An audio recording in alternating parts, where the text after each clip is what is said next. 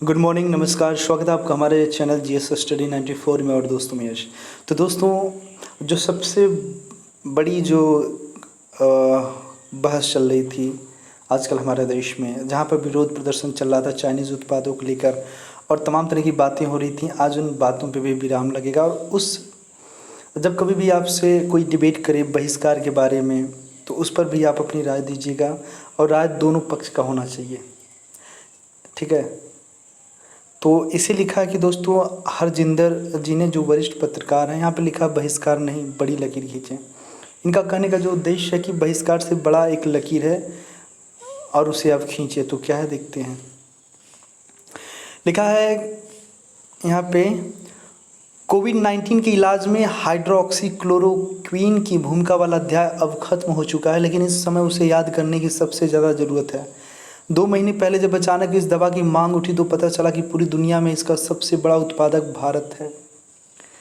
सोचिए, इस दवा के लिए अच्छे अच्छे देशों ने, भारत जैसे देशों को बहुत कुछ कह दिया था, अमेरिका जैसा देश ही कह दिया था यदि भारत जैसा देश इस दवा की आपूर्ति अमेरिका जैसे देश को नहीं करेगा तो इसके परिणाम भुगतने के लिए वो तैयार रहे। सोचिए, इतना ज़रूरत पड़ गई थी अमेरिका जैसे देश को। उस समय तक शायद ज़्यादातर भारतीय भी इसे नहीं जानते थे। बड़ी मांग का अर्थ था कि भारतीय कंपनियां इसका उत्पादन तेज़ी से बढ़ाएं। तभी पता लगा कि इस दवा का उत्पादन करने वाली भारतीय कंपनियां कच्चे माल के लिए चीन पर निर्भर हैं। सोचिए, यह अकेला प्रकरण हमें कई चीज़ें बताता है। फिलहाल यहाँ हम ग्लोबलाइजेशन की उस अद्भुत अपूर्व स्वप्न की बात नहीं करेंगे जो यह कहता रहा है कि कारोबार के मामले में पूरी दुनिया एक है, असली चीज़ है बाजार और उसमें मेरा तेरा उसका की बात नहीं होनी चाहिए। हाइड्रोक्सीक्लोरोक्वीन के बाज़ार में भारत की बादशाहत करीब 2.5 दशक पुरानी उस नीति से उपजी थी जिसमें यह तय किया गया था कि भारत को अब गैर पेटेंट दवाओं के कारोबार का बड़ा खिलाड़ी बनना है। और कुछ ही समय में हम बल्क ड्रग कारोबार के सबसे बड़े खिलाड़ी बन भी गए। इस कामयाबी का सबसे बड़ा उदाहरण हम ईरान में देख सकते हैं। दशकों से चली आ रही अमेरिकी पाबंदियों के दौरान ईरान की सबसे बड़ी समस्या दवाओं को लेकर रही है, क्योंकि आपको पता है कि अमेरिका जैसा देश तमाम तरह के प्रतिबंध लगा देता है अन्य देशों पे। क्योंकि वो क्या कहता है कि मैंने नीम के पेड़ के ऊपर प्रतिबंध वो पेटेंट करा लिया है, मैंने इस पे पेटेंट करा लिया है। जब सारे जड़ी बूटियों पे आपने पेटेंट करा लिया है तो और देश क्या झक मारेंगे। तो ये एक तरह से है, मोनोपोली चल रही है आजकल मार्केट में। भारत से निर्यात होने वाली दवाओं ने न सिर्फ उसकी इस ज़रूरत को पूरा किया बल्कि इस दौरान वह लाखों लोगों की जान भी बचाई। बल्क ड्रग कारोबार में कामयाबी 2 चीज़ों पर निर्भर करती है, एक तो दवाओं की गुणवत्ता और इसी के साथ स्पर्धा वाले बाजार में उनकी कम कीमत। सोचिए, जैसे एक समय था ना जब रामदेव बाबा का मार्केट में पतंजलि का एलोवेरा नहीं था, गौमूत्र नहीं था, तो ये बहुत ही महंगा बिकता था। इतना महंगा बिकता था कि एक बार ख़रीदने के बाद दोबारा जब इंसान ख़रीदने जाता था तो सोचने लगता था। पर आज की जो स्थिति है दोस्तों, एलोवेरा जहाँ पहले 1200-1500 का मिलता था, आज 150-200 में भी आपको उपलब्ध हो जाएगा। गुणवत्ता के मामले में तो भारतीय कंपनियों ने महारत हासिल कर ली, लेकिन कीमत कम रखने के लिए सस्ता कच्चा माल चीन में ही आसान विकल्प था, इसलिए यह कारोबार कई मामलों में चीन पर निर्भर हो गया। दूसरे शब्दों में कहें तो कामयाबी की हमारी इस कोशिश में चीन ने भी एक भूमिका निभाई। और अगर इसी को अलग तरह से देखें तो चीन आज जिस तरह से आर्थिक ताकत बना है, उसमें अपने सपनों के लिए चीन पर हमारी निर्भरता की भी एक भूमिका है। पिछले 3 दशक में दुनिया के तमाम विकसित और विकासशील देशों को इस तरह की निर्भरताएं देता हुआ चीन लगातार आगे बढ़ता गया है। पर क्या अब उसके उत्पादों और उसकी कंपनियों के बहिष्कार से चक्र को उल्टा घुमाया जा सकता है? यह सवाल इस समय इसलिए ज़रूरी है कि पूरा सोशल मीडिया चीन और उसके उत्पादों के बहिष्कार की अपीलों से पटा पड़ा है। यह सिलसिला कोरोना संकट के पैदा होने के साथ ही शुरू हो गया था, लेकिन सीमा पर उसकी आक्रामकता ने इसे बढ़ा दिया। और पिछले मंगलवार को जब यह खबर आई कि लद्दाख के गलवान क्षेत्रों में चीनी सैनिकों ने भारतीय सैनिकों की टुकड़ी पर हमला बोलकर 20 की जान ले ली, तब से यह शोर 7वें आसमान पर पहुंच गया है। सोशल मीडिया पर ऐसा उबाल जल्द ही बेहूदगी की हद तक पहुंच जाता है। हैशटैग बायकॉट चाइना के तहत पहले चीन में बने फ़ोन और टीवी तोड़ने के वीडियो शेयर किए गए। फिर एक संदेश यह भी आया कि गुजरात में नर्मदा नदी के तट पर बनी सरदार पटेल की विशाल प्रतिमा को हटा लेना चाहिए, क्योंकि उसका निर्माण एक चीनी कंपनी ने किया। सोचिए, तो कहने का मतलब है जो चीन पे जो भारत की निर्भरता है बहुत आगे हो चुकी है। यदि हम उससे पीछे आते हैं तो हमारी बहुत सारी चीज़ें नुकसान होंगी।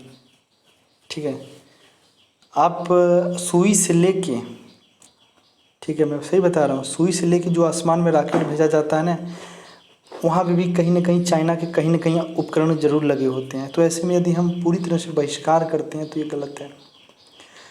जैसे कि कुछ एप्लीकेशंस होते हैं जो चाइनीज़ एप्लीकेशन है पूरी तरह से, जिस पे आरोप भी लगाया गया है कि ये हमारे डेटा को चोरी करते हैं। ठीक है, तो जहाँ पे संभव हो, जिनसे आपको खतरा हो, वहाँ पे आप बायकट करिए। पर आप अगर ये कह दें कि तमाम तरह के कंस्ट्रक्शन के काम चल रहे हैं, मेट्रो का काम चल रहा है, यदि और आपने पैसा भी पेड कर दिया है चाइनीज़ कंपनियों को, तो ऐसे में यदि आप बायकट कर रहे हैं तो फिर वो काम कौन करेगा? पैसा तो उसको आप दे ही दिए हैं, उनके बीच आपके बीच जो कॉन्ट्रैक्ट हुआ है, कॉन्ट्रैक्ट के मुताबिक पैसा थोड़ा आपको देंगे। तो बहुत सारे लोग बेघर हो सकते हैं। मामले की संवेदनशीलता को समझते हुए भारत सरकार ने अपने आप को ऐसे किसी विवाद से दूर रखा है। एक आध केंद्रीय मंत्री और मुख्यमंत्री ने इसे सुर मिलाने की कोशिश ज़रूर की। इस बीच कुछ चीनी कंपनियों के ठेके ज़रूर रद्द हुए हैं, जिसे सरकार की मंशा के रूप में भी पेश किया जा रहा है। वैसे यह पहला मौका नहीं है जब चीन के उत्पादों के बहिष्कार पर उबाल दिखा हो। यही डोकाला विवाद के समय भी हुआ था और यही तब भी हुआ था जब मसूद अजहर को अंतर्राष्ट्रीय आतंकी घोषित करने के प्रस्ताव पर चीन ने संयुक्त राष्ट्र में पाकिस्तान का साथ दिया। इसके बावजूद भारतीय बाजार में चीन की हिस्सेदारी बढ़ती रही। सोचिए, क्या इस बार बहिष्कार की यह मुहिम चीन की अक्ल ठिकाने लगाने में कामयाब हो सकेगी? क्या सीमा पर चीन की हिमाकत का यही सब जवाब है? और सबसे बड़ा सवाल है कि क्या बहिष्कार का रास्ता भारत को एक बड़ी आर्थिक ताकत बनने की ओर ले जाएगा? यह तीसरा सवाल इसलिए महत्वपूर्ण है कि बहिष्कार के तर्कों में अक्सर सारा जोर इसी पर होता है। कोई भी देश बड़ी आर्थिक ताकत कैसे बनता है, इसके बहुत सारे उदाहरण हैं। सबसे पहले चीन का उदाहरण ही लेते हैं। चीन पूरे माओ युग में बहिष्कार वाला देश था। लंबे समय तक उसने पश्चिमी उत्पादों का बहिष्कार किया। वो ताकत तो था लेकिन आर्थिक ताकत नहीं। आर्थिक ताकत और बहिष्कार के युग से बाहर निकलने के बाद ही बना। इससे अच्छा उदाहरण जापान का है। दूसरे विश्व युद्ध में अमेरिका ने परमाणु बम गिराकर सिर्फ हिरोशिमा और नागासाकी को ही बर्बाद नहीं किया, बल्कि जापान के अहंग और गौरव को भी भारी ठेस पहुंचाई। बाद में जब आर्थिक तरक्की का युग शुरू हुआ तो जापान ने कभी अमेरिका के बहिष्कार की बात नहीं की, लेकिन बाजार के खेल में उसने अमेरिका को मात दे दी। तरक्की का रास्ता बहिष्कार से नहीं, ज़्यादा बड़ी लकीर खींचने से निकलता है। बहिष्कार करके आप खुद को ही उस रेस से बाहर कर लेते हैं जिसे दरअसल आप जीतना चाहते हैं। एक उदाहरण वॉलमार्ट का है। वॉलमार्ट भारत में न आए, इसके लिए कई राजनीतिक दलों ने भी जान लगा दी थी। हालांकि पिछले दरवाजे से वह चली आई। चीन में ऐसा नहीं हुआ। वॉलमार्ट बिना किसी विरोध के चीन में आई और उसने सैकड़ों स्टोर खोलकर वहाँ छाने की कोशिश की, लेकिन जल्द ही चीन की कुछ कंपनियों ने ज़्यादा बड़ी लकीर खींच दी। इस समय चीन के संगठित रिटेल बाज़ार में वॉलमार्ट 5वें नंबर की कंपनी है और चीन की अलीबाबा दुनिया के रिटेल बाज़ार की नंबर 1 कंपनी बन चुकी है।